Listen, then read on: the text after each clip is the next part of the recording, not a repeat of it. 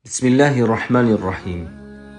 Një nga dukurit negative që në shoqërinë tonë po shënon në rritje është edhe konsumimi i lëndëve narkotike.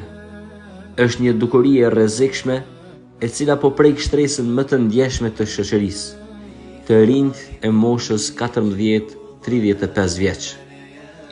Eskalimi i kësaj dukurie në këto përmasa shqetësuese ka ndodhur si pasojë anashkalimit të elementit fetar si zgjidhje e vetme premtuese për parandalim.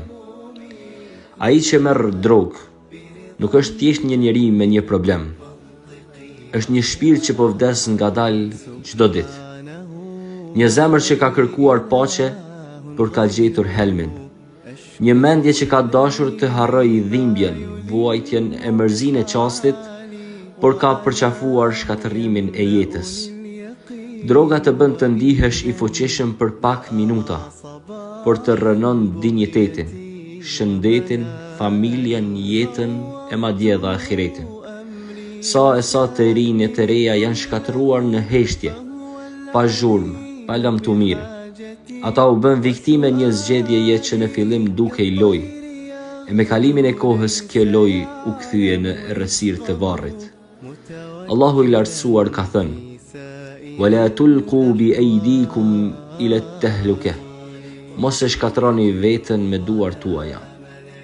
A nuk është përdorimi i narkotikëve një shkatrim që e nisim vet? Islami na mëson të ruajmë trupin si amanet që kemi nga Zoti.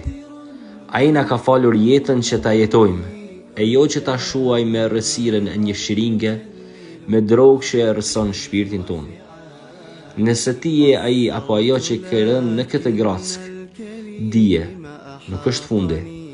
Allahu është mëshirues, pendim pranues, edhe kur ti ke rënë më thellë se askush tjetër.